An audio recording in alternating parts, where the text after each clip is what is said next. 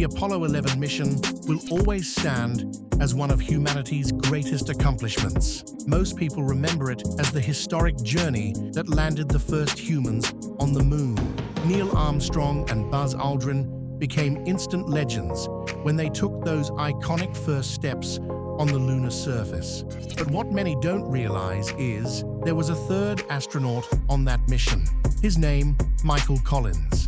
While Armstrong and Aldrin walked on the moon, Collins stayed behind, orbiting alone in the command module. Because of that, his role often gets overlooked. But now, decades later, Collins is sharing details about Apollo 11 that most people have never heard, including some truly eerie experiences the crew had during their mission. So, why is Michael Collins speaking out now? And what exactly did the Apollo 11 team witness that's sending chills down our spines all these years later? Stick with us, because in this video is not one to miss. And hey, if you love mysterious space stories as much as we do, make sure to hit that like button. Everyone knows that famous moment when Neil Armstrong stepped onto the moon and said, "That's one small step for man, one giant leap for mankind." It was a line for the history books, perfectly capturing the weight of what had just happened.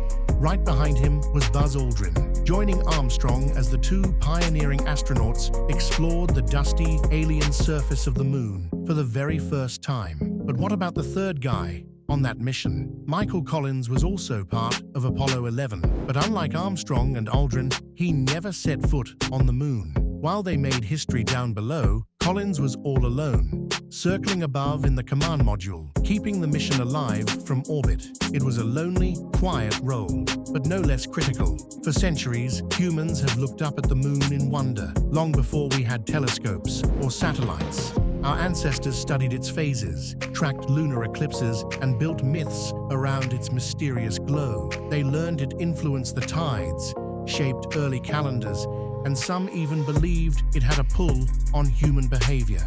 Before people ever left Earth's atmosphere, the first steps toward reaching the moon involved unmanned missions. Probes and orbiters like the Soviet Lunar Series and the US Ranger and Surveyor programs sent back crucial data about the moon's surface and environment. With every new discovery, the dream of putting a human on the moon grew stronger. That dream turned into a high-stakes race during the Cold War, as the US and the Soviet Union competed for dominance in space. Out of that competition came the Apollo program, launched in 1961, with one bold goal: land an American on the moon and bring him back safely by the end of the decade. This wasn't just a dream. It required massive funding, cutting-edge tech, and a whole series of trial runs. NASA had to perfect every detail: rocket launches, spacewalks, docking procedures, and of course, the actual lunar landing. Then came July 16, 1969. Apollo 11 lifted off with a three-man crew: Neil Armstrong, Buzz Aldrin, and Michael Collins. 4 days later, on July 20th, the world held its breath as Armstrong and Aldrin descended toward the moon in the Eagle lunar module, while Collins remained in lunar orbit, piloting the command module alone. At exactly 2:56 a.m. GMT, Armstrong stepped onto the surface of the moon, followed closely by Aldrin. For over 2 hours, the two astronauts gathered moon rocks, ran experiments, and eventually planted the American flag. Then, it was time to return. They reunited with Collins and began the long trip home. But who was Michael Collins really? Born in Rome, Italy, where his father served as a US military attaché, Collins grew up constantly moving around, a typical military brat upbringing.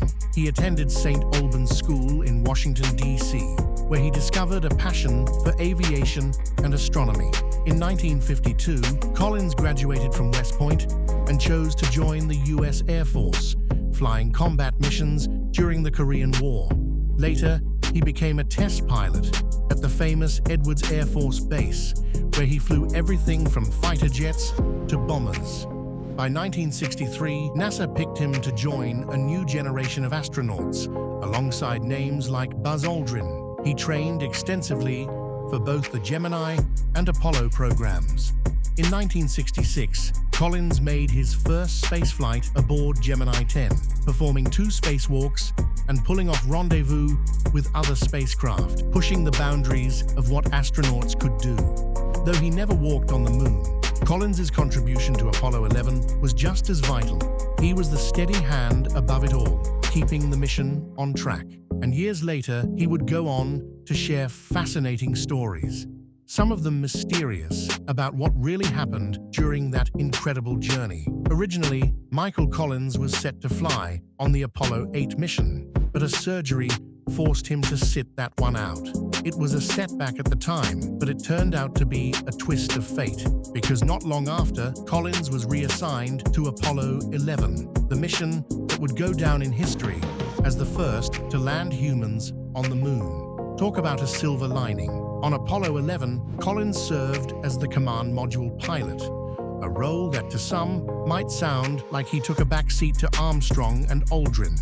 But make no mistake, without Collins, that mission doesn't happen. While Armstrong and Aldrin prepped to make their moonwalk, Collins was in charge of piloting Columbia, the command module that served as the mission's mothership. He was responsible for flying solo in lunar orbit, keeping the ship running smoothly and handling some of the most technically demanding parts of the mission. One of his most critical jobs, the docking procedure. Before Armstrong and Aldrin could descend in the Eagle lunar module, Collins had to make sure everything detached properly. A single error during this phase could have spelled disaster for the entire mission. Once the lunar module left for the moon's surface, Collins found himself completely alone, orbiting the moon in Columbia. Many people imagine that time as one of eerie isolation. And sure, being alone in space while your crew walks on the moon is no small thing. But Collins wasn't just waiting around. He was incredibly busy. He had a full checklist to tackle, monitoring spacecraft systems, staying in constant contact with mission control, and prepping for the precise, high-stakes rendezvous and docking with Armstrong and Aldrin once they returned from the lunar surface.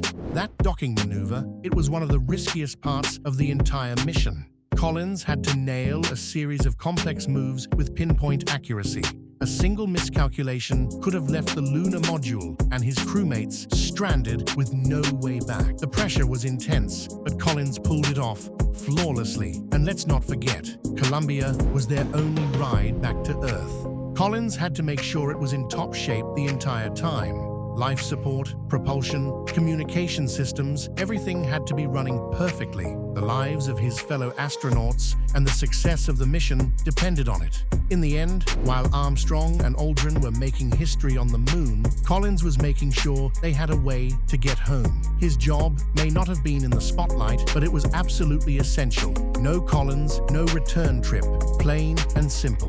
Let's get one thing straight. Michael Collins wasn't just the guy doing mechanical work behind the scenes. His role went far beyond flipping switches and checking systems. Collins was the primary link between the lunar crew and mission control back on Earth. While Armstrong and Aldrin explored the surface in the lunar rover, Collins made sure that every photo, every bit of data, and every observation they collected made it safely and quickly back to Earth. Those real-time updates helped scientists understand more about the moon's composition than ever before. But there's one part of Collins' mission that often gets overlooked, and it's arguably the most profound. As the go-between for his crewmates on the moon and NASA on Earth, Collins was fully aware that if something went wrong down there, he'd be the one flying home alone. Imagine carrying that weight, knowing you might return to Earth alone, while the world watched history unfold without two of its heroes. Still, Collins never wavered. He carried out his responsibilities with unmatched precision and calm, making sure everything went exactly as planned, including one of the most crucial moments of the entire mission, the Trans-Earth Injection, TEI. The TEI is a high-stakes maneuver that involves firing the spacecraft's engines to break free of the moon's orbit and head back to Earth. It had to be timed and executed perfectly, and Collins was the man for the job. His focus and technical skill were vital in making it a flawless success. In many ways, Collins was the glue that held Apollo 11 together. While Armstrong and Aldrin made history on the surface, Collins ensured they had a safe and working spacecraft waiting for them. He may have been out of the spotlight, but he was the backbone of the mission, quietly keeping everything running from above. He also embodied something greater, true teamwork. Despite being physically separated from his crewmates, he represented the unity and shared purpose that defined the Apollo 11 mission. His contributions remind us that space exploration isn't about individual glory, it's about collective effort. Now, a lot has been said about the solitude Collins experienced. Alone in the command module orbiting the moon, he spent over 21 hours circling by himself, 48 minutes of each orbit in total radio silence. No contact with Armstrong and Aldrin, no word from Houston, just the endless quiet of space. Some might assume that kind of isolation would feel unbearable, but Collins described it as peaceful, even beautiful. He called it serene solitude, not loneliness. Every time the spacecraft swung around to the moon's far side, Collins was completely cut off. No radio signals could pass through. For 48 minutes each orbit, it was just him, the ship, and the stars. In that moment, Michael Collins became the first human being to be completely alone on the far side of the moon. He didn't walk on its surface. He didn't leave footprints in the dust. But he saw something no one else had ever seen before.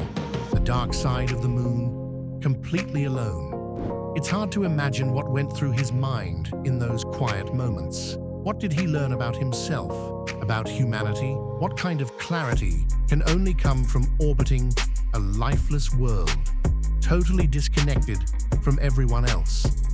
Collins may not have made that famous step on the moon, but his journey gave us something just as powerful, a deeper understanding of solitude, responsibility, and what it truly means to be part of something bigger than yourself. Apollo 8 was the first mission to take humans around the moon, but no one left the spacecraft. The crew stayed on board, orbiting together, and when they passed behind the moon, they all experienced something few people can even imagine. Complete radio silence. No voices, no signals, no contact with Earth. This radio quiet makes the moon's far side the perfect place for radio astronomy.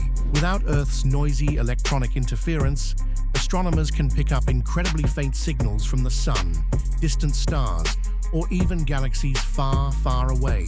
You don't get that kind of clarity from the near side of the moon, which constantly faces Earth and is bombarded with our radio chatter. Plus, the far side lacks a dense ionosphere, meaning there's less disruption when it comes to detecting cosmic signals. It's no surprise that scientists have had their eyes on this unique, mysterious location for years. And in 2019, China made history with the Chang'e 4 mission, the first ever landing on the moon's far side.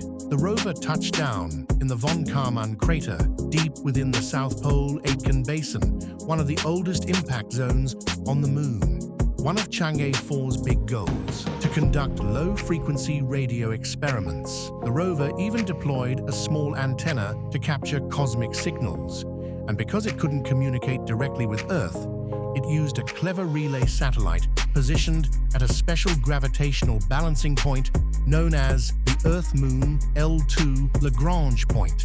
That satellite acted as a middleman, linking the rover, the lander, and Earth. This mission proved something we've long suspected.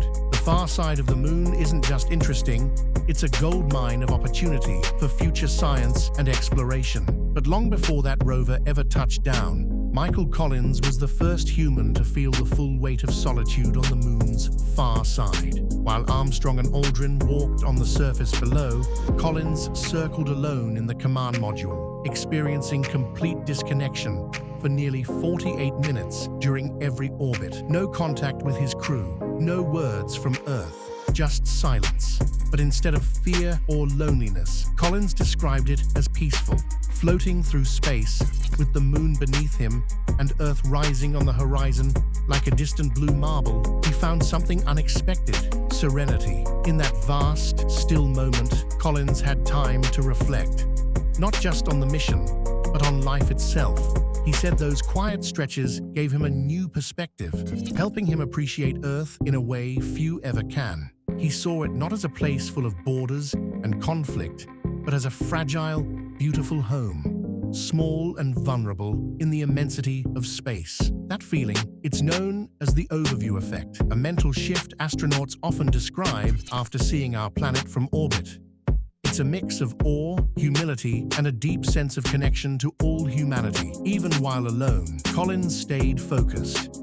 He used that time to plan, run through calculations, and prepare for one of the most critical tasks of the mission, the docking and rendezvous that would bring Armstrong and Aldrin safely back aboard. And through it all, he remained calm, steady, and laser-focused. Collins didn't step on the moon, but what he experienced in orbit left a lasting imprint. His solitude, his view of Earth, and his role in one of humanity's greatest achievements remind us that sometimes the quietest moments leave the loudest echoes. Michael Collins's time in space didn't just change how he saw the moon or the mission, it completely shifted how he saw Earth. From his quiet orbit around the moon, looking back at our fragile blue planet suspended in the blackness of space, Collins felt something powerful, a deep awareness of how interconnected all life on Earth truly is. He saw just how small, vulnerable, and precious our world is in the grand design of the universe. That experience sparked something lasting in him. After returning from Apollo 11, Collins became a strong voice for protecting the planet. He spoke often about the need to take better care of Earth, not just for ourselves, but for future generations. He called for a global shift in how we treat nature and warned against disrupting the delicate balance that sustains life. More than anything, he wished world leaders could see what he saw. He believed that if they could view Earth from space, even just once, they'd make wiser choices. Choices rooted in preservation, not destruction. But the impact of that journey wasn't just environmental. The solitude also sparked deep, existential questions, shifting Collins's worldview in ways that stayed with him forever. In his autobiography, Carrying the Fire, Collins wrote about his time alone in space and the questions it stirred. What is the purpose of all this? Why are we here? Is there order in the universe or just chaos? Before Apollo 11, Collins wasn't particularly religious, but after seeing the cosmos from that perspective, he came to believe in something greater, a universe built with intention and structure, not randomness. His spiritual lens widened.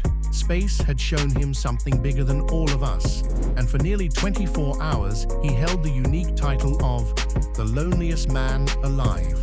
But he never saw it as a burden. In fact, Collins wore it like a badge of honor, because in that silence, he found clarity, he found beauty, and he found the space, literally and mentally, to ask the questions that have always haunted humanity. Who are we?